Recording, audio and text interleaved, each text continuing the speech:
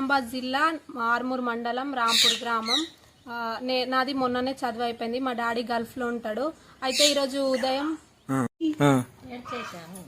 మా డాడీ చేతులు కట్టేస్తాం అని ఇట్లా చెప్పగానే నాకు ఫుల్ భయం అయింది. నేను ఫుల్ ఏడ్చి ఏం చేయాలో అర్థం అయితే లేదు నాకు అసలు. మా డాడీకి ఏదమ్మా చేయలేను. మళ్ళీ నేను వాళ్ళకి రెస్పాన్స్ చేయకపోగానే వాళ్ళు మొత్తం కాల్స్ మెసేజెస్ ఇట్లా అన్నీ వేసిర్రు. మెసేజెస్ నేను చూసి హిందీలో మాట్లాడుతున్నాను. నేను కూడా మాట్లాడాను. నాకు వచ్చినంతలో మాట్లాడి నేను చెప్పిన ఒక 2 hours టైం ఇవ్వండి నాకు, మీరు కావాల్సిన మనీ నేను ఇస్తా అంటే నేను ఇవ్వను, నాకు ఇప్పుడు కొట్టాల, గూగుల్ పే అన్నా ఫోన్ పే అన్నా నంబర్ పంపిస్తాను, నాకు ఇప్పుడు మనీ సెండ్ చేయండి అని అన్నారు. అని అంటే నాకు ఏం వేయాలి, ఇప్పుడు నా దగ్గర పైసలు లేవు, 1 గంట టైం ఇవ్వరు, నేను మొత్తం జమ చేసి పంపిస్తాన్న తర్వాత కూడా వాళ్ళు ఇంటలేరు. ఇప్పుడు ఎంత ఉన్నాయి నీ దగ్గర మనీ అంటే నాకు దగ్గర ప్రజెంట్ 5,000 ఉన్నాయనంటే ఇప్పుడు గంట అయిన తర్వాత ఇంకా 5,000 సమకూర్చి పంపు అనుకుంటాను అన్నాడు. అప్పుడు అంటే నేనేమన్నా నాకు భయం అయింది.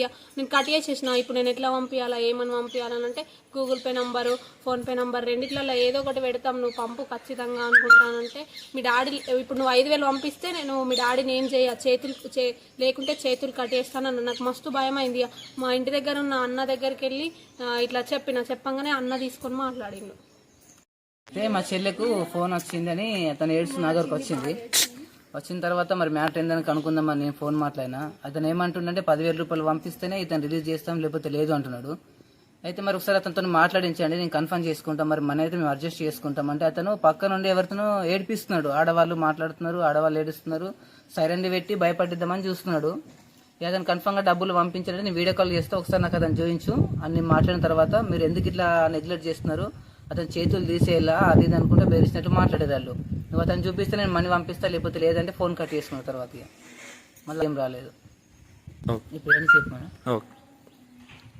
అప్పటికి నేను అడిగిన ఒకసారి అతనికి ఏంది ఆ పెండంతో మేము మాట్లాడతామని చెప్పినామని కూడా అతనితో ఇవ్వలేదు, మాట్లాడించలేదు. ఇక మాకు కొంచెం డౌట్ వచ్చింది అప్పుడే.